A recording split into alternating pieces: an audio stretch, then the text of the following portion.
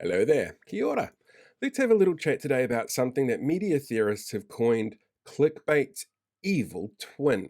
It's called rage farming, and if you've seen any of my videos in the past, you may have come across me using the term before to describe a certain group of people who seem to be really susceptible to misinformation and disinformation.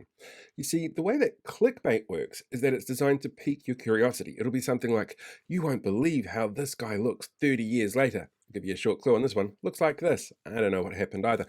But rage farming is all about getting people angry. Not necessarily their followers, but the people who don't follow them who oppose what's being said. We saw a great example of how this works over the weekend. You might have heard the story about the woman in Otaki who was kicked out of her local New World and trespassed. And depending on who you get your information from, will actually dictate exactly what you heard about why she was trespassed. For example, those on the right, like Annie O'Brien and Cameron Slater, pushed the narrative that it was because of her political ideology wearing an anti-trans shirt and that's what got her kicked out. But information that came out from the supermarket itself was because she's doing this on a regular basis and deliberately going out and targeting people within that store that she feels are trans. No idea if they are or not.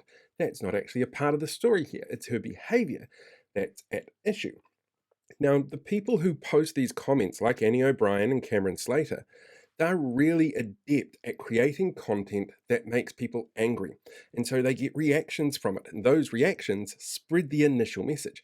And while it might be there trying to debunk what was being said, their core fan base is always going to agree with them or believe them or take their perspective. And there's a psychological reason for that as well. We are inherently biased towards our own political ideologies.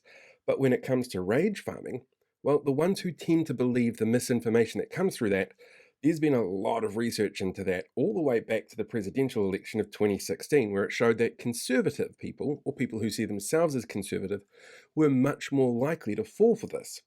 But more research has showcased it's not just conservatives who are likely to fall for it, it's actually assholes. People who don't give a crap about anybody else's feelings, who think that they're decent people, are the ones that are going to fall for this misinformation because not only does it align with their political ideology, it backs up their own belief system.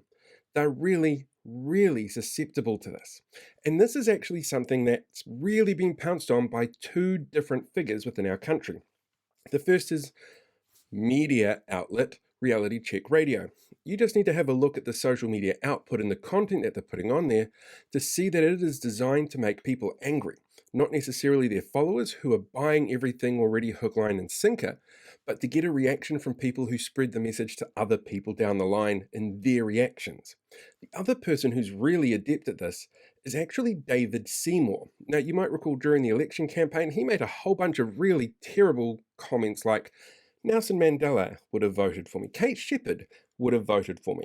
And those happened, oddly enough, about the same time that his candidates were being outed as conspiracy theorists. And he used it as a distraction technique. And because it caused so much outrage, it pulls away from those candidates and what was going on there with the selection process for the ACT Party. Overall, it tends to be used a lot more by right-wing ideologies because the left like to feel that they are much more in tune and empathetic towards what's going on and want to stand up for more people, whereas the right, according to psychologists, don't feel that way. So it becomes a really effective tool in baiting the left, in spreading misinformation and disinformation, and deliberately ignoring facts. Like the fact that this woman, in the initial story from Otaki's, actually made submissions to government many times around the need to repeal and get rid of any kind of protections for transgender people. She has quite clearly got a history in this field. But that doesn't show up in some of the media that's been pushed out there by people who are rage farming.